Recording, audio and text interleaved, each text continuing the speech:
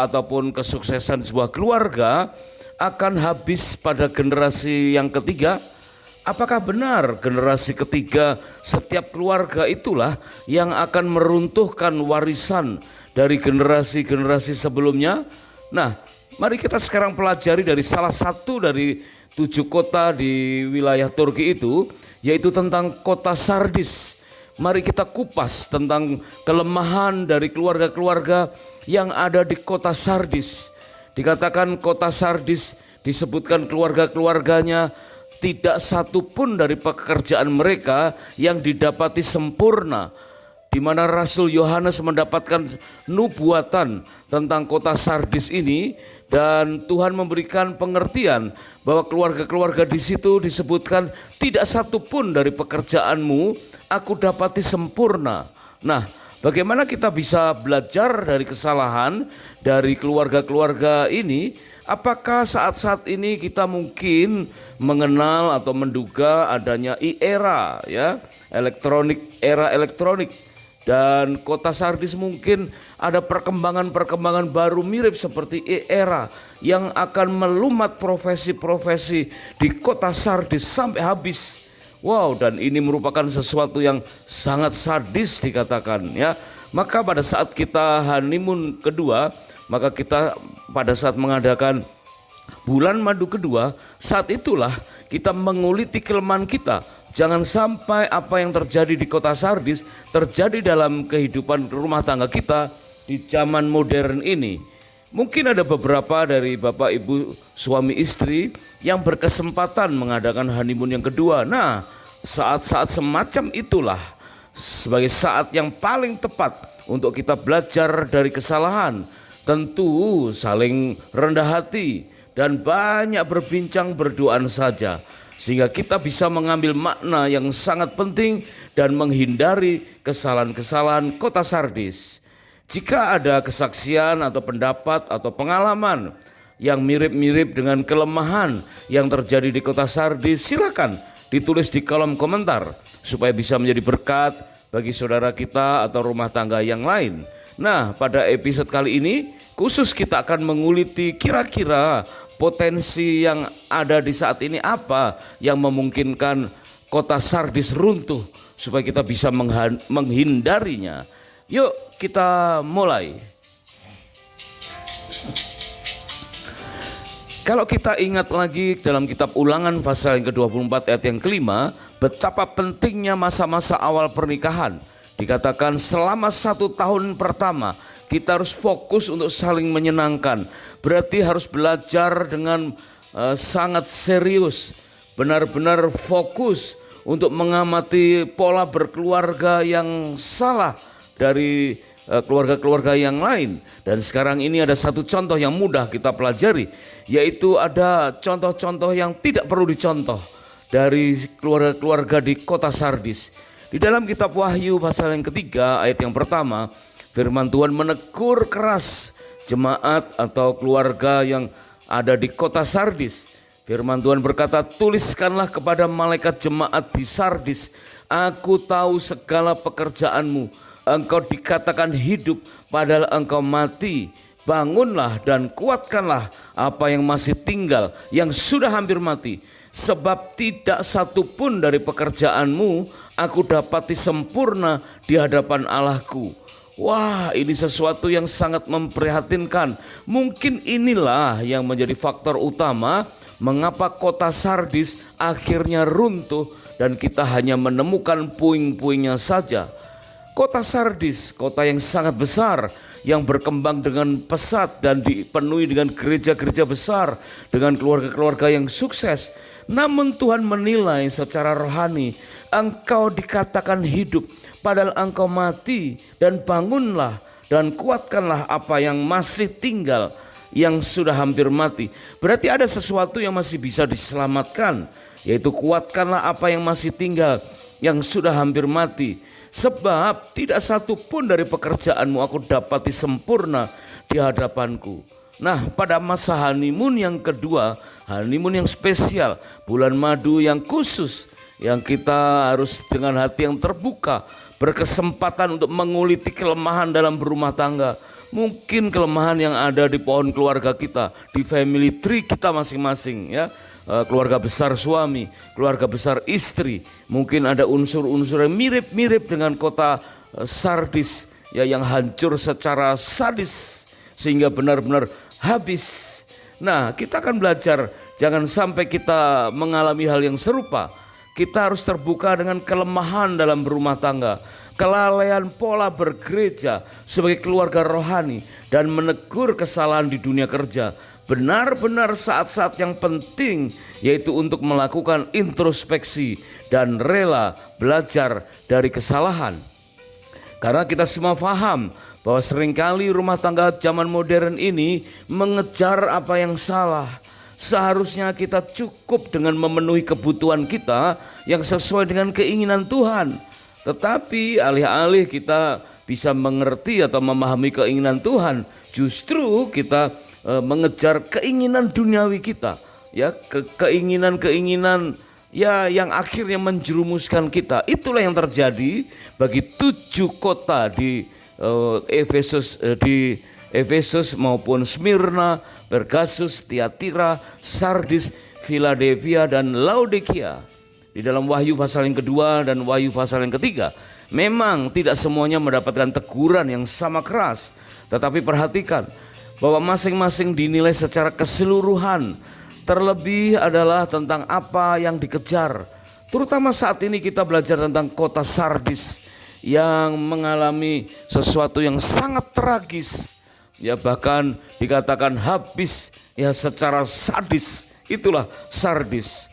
Nah, tentang Sardis, kota yang kelima dari 7 gereja, memiliki arti red ones, escaping one, or those who come out, atau yang merah, yang kabur, atau yang keluar. Wah, ini memang arti Sardis ini memang perlu dipertanyakan. Kenapa kota itu sampai disebut sebagai kota Sardis?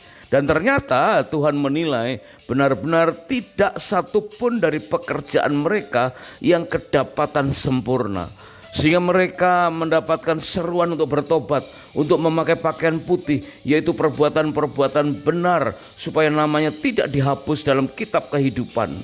Nah, Bapak, Ibu, suami istri yang sedang mengadakan honeymoon yang kedua, keluarga-keluarga di gereja-gereja besar di kota Sardis berbicara tentang aktivitas rumah tangga yang mediocre, ya, yang karena sifat yang rata-rata itu menjatuhkan, yang biasa-biasa saja yang meruntuhkan, yang bersifat rata-rata, yang flat, tanpa gairah, tanpa greget, sehingga dikatakan tidak satupun dari pekerjaan mereka yang kedapatan sempurna. Inilah ciri-ciri dari keluarga di kota Sardis, mediocre, rata-rata, flat, hidup tanpa greget. Ya, mungkin secara jasmani, secara sekuler, mereka sebagian besar sukses dengan usahanya, dengan berbagai macam bisnisnya. Tetapi secara rohani di hadapan Tuhan, mereka mediocre, rata-rata. Bahkan mungkin kehidupan rohaninya lah yang dimaksud sebagai tidak ada yang sempurna. Bisa saja akhirnya menyeluruh kepada kehidupan yang nyata.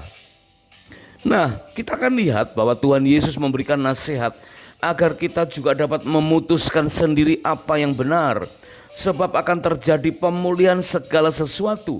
Itu tertuang dalam Kisah Rasul 3 ayat yang ke-21, bahwa Tuhan Yesus masih ada di surga sampai terjadinya pemulihan segala sesuatu.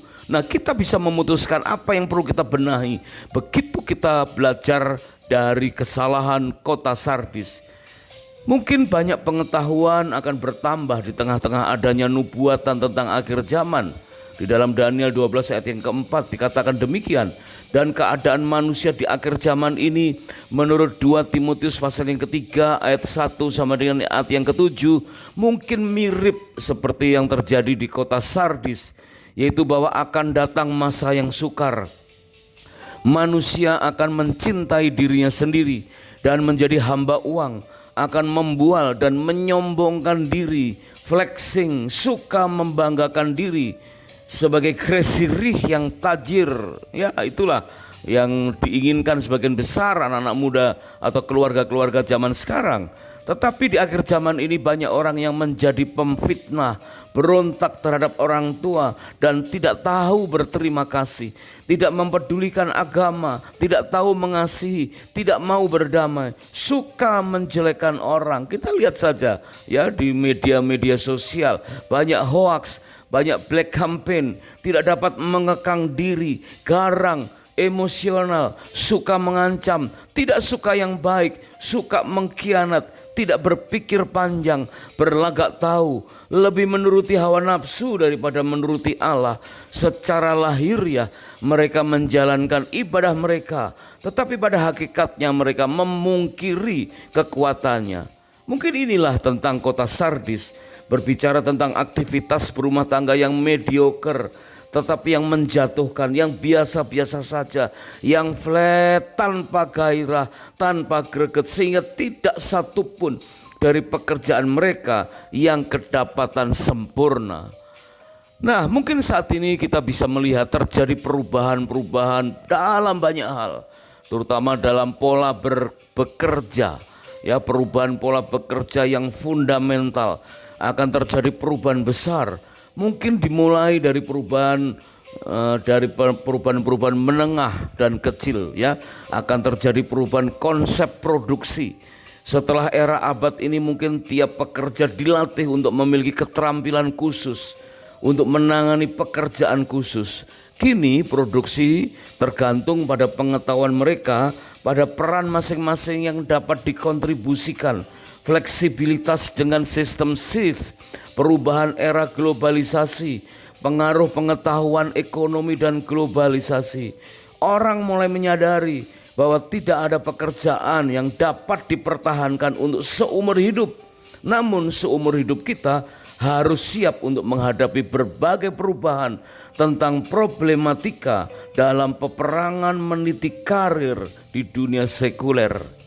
Meskipun saat kota Sardis dinilai tidak ada satupun dari pekerjaan mereka yang kedapatan sempurna. Nah, mengapa itu bisa terjadi saat ini? Jika kita memperhatikan peningkatan angka pengangguran, ada banyak PHK yang terjadi yang menunjukkan kebutuhan yang mendesak bagi tenaga kerja terampil. Jadi solusi dari banyaknya PHK, ya, atau orang-orang yang menganggur, yaitu adalah bagaimana kita menjadi tenaga kerja yang terampil, yang harus disesuaikan, harus up to date. Banyak orang yang tidak menyadari perubahan yang terjadi di sekitar dirinya, baik dari generasi yang lalu yang bekerja secara permanen dan stabil, maupun generasi muda yang belum tahu tentang masa depannya. Apa yang menyebabkan pekerjaan tiba-tiba menjadi sulit didapatkan? Banyak PHK, pengangguran di mana-mana. Setidaknya ada beberapa penyebab utama. Nah, inilah mungkin yang pernah terjadi di Sardis dan tidak begitu diperhatikan. Mari kita perhatikan. Secara prinsip, yang menyebabkan hal ini terjadi yaitu antara lain karena terbangunnya global ekonomi dan juga cara bekerja yang berubah. Ya, inilah suatu istilah yang perlu kita pahami bersama. Global ekonomi dan cara bekerja yang berubah. Global ekonomi serasa menyebabkan pekerjaan tiba-tiba menjadi sulit didapatkan. Benarkah demikian? Banyak produk serupa dapat kita temukan di beberapa negara secara global. Di manakah barang-barang itu dihasilkan? Ya, tentu dengan efisiensi, dengan upaya-upaya efisiensi. Produk dari satu negara bisa diproduksi di negara-negara yang lain. Nah, hari ini teguran terhadap kota Sardis perlu kita waspadai dengan serius. Ingatlah, ya, Tuhan menegur keluarga-keluarga di kota Sardis. Dikatakan tidak satu pun dari pekerjaan mereka yang kedapatan sempurna. Mungkin inilah akibat dari produk konsumen semakin banyak yang mengglobal. Kemana saja kita pergi, kita akan melihat anak-anak muda di berbagai negara masing-masing memakai baju dan sepatu dengan merek terkenal.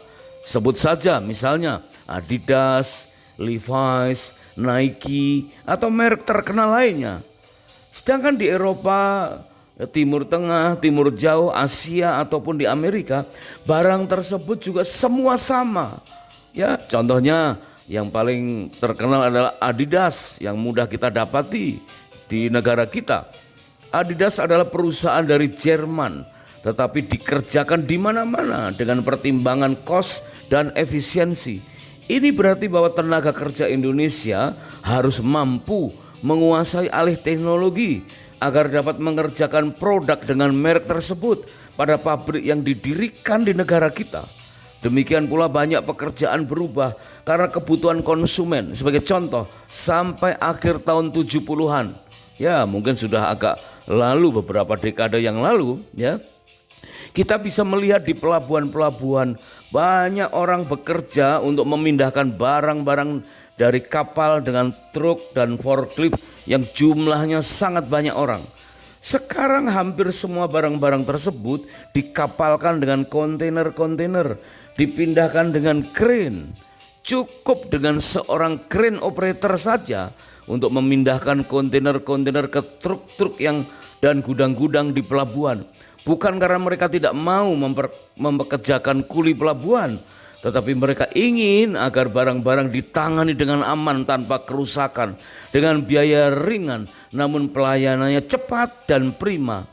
Akhirnya semua berpacu dengan berapa lama kapal bersandar.